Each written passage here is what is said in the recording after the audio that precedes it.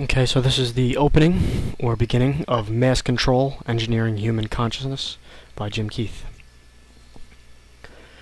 What luck for rulers that men do not think. That quote is from Adolf Hitler. Chapter 1. Origins of Control. Agents of the world's elite have been long engaged in a war on the populace of Earth. Greed is the motivation for this war, a greed so pervasive that it encompasses the planet and all the beings on it. But in recent times, a philosophy has been used to justify that greed. It is the philosophy of mass control, that ultimately aims at dictating every aspect of human life, even remodeling man's perception of reality and himself. Although the lust for control can be discerned since the beginning of recorded history, a nexus of particular importance arose in Germany in the latter half of the 19th century. As the country increased in military and industrial might, becoming the strongest power in Europe, a revolution simultaneously took place in German philosophic and scientific thought that paradoxically would spread throughout the world to create positive technological change as well as to birth innumerable toxic children. According to one source, the sudden change from relative political weakness to world power and from economic insecurity to prosperity proved to be a great strain on the German character and public life. The spread of materialistic philosophy of life was worldwide in this age, and the idolatry of power was not confined to Germany, but its corrosive effect was particularly strong in a country that was not inured to power. One aspect of this transformation, this idolatry of power, was a negative transformation of the psychological sciences. In the late 19th century, earlier, more humanistic approaches to understanding mankind were replaced by a scientific philosophy that would be employed less as a measure for the understanding of man than as a justification for a new feudalism and a mechanism of pure control. The materialist overhauling of psychology was, in great part, ushered in by the work of German psychologist Wilhelm Maximilian Wundt. Wundt was a professor of philosophy at the University of Leipzig, and in 1875 established the world's first psychological laboratory there, a move that would eventually turn the world on more humanistic-oriented psychology on its head.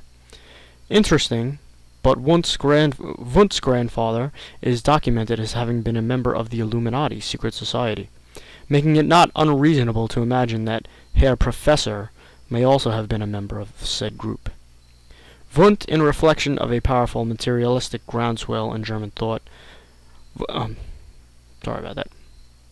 Wundt, in a reflection of a powerful materialistic groundswell in German thought that began with Schopenhauer at the beginning of the 19th century, and that was to be later epitomized by Karl Marx, rejected in cavalier fashion the notion that man might have a soul or deeper significance than the merely physical, that he was in fact anything more than an animal. Following this line of reasoning, an approach that came to be known in psychology as structuralism. Wundt insisted that all psychological studies should depend entirely on the study of body reactions, the truth of man. Wundt insisted would be determined solely through mechanistic means, measurement, analysis, and dissection of bodies. After Wundt had thoroughly infused the psychological sciences with his materialistic approach, many scientists, and the members of the ruling class that employed them, believed that they were justified in treating human beings as if they were pieces of meat, and as an overall plan of action proceeded to do so.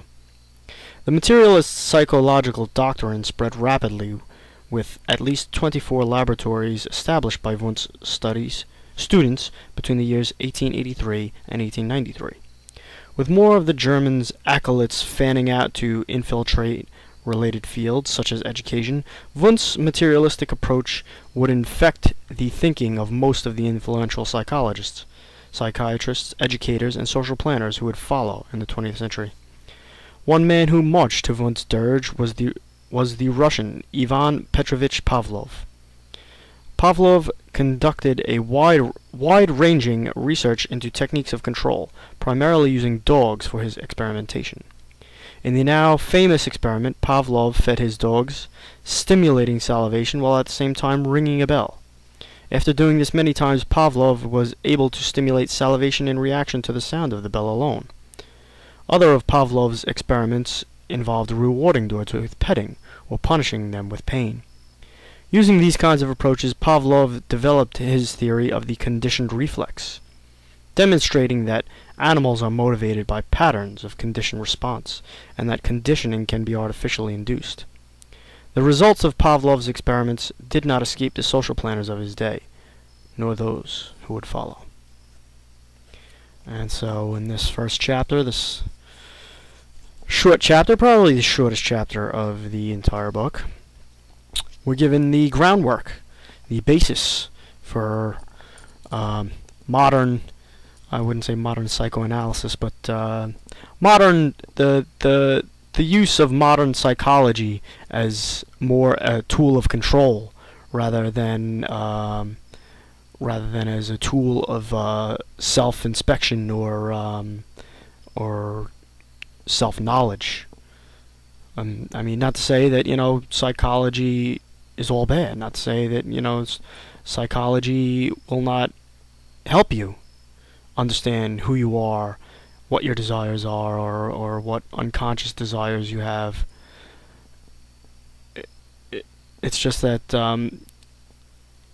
you know, here in the beginning of this chapter, he lays down the groundwork to show how psychology has been manipulated and been used as a science of a scientific tool of the scientific dictatorship of you know, these wealthy elite people that really call the shots behind the scenes.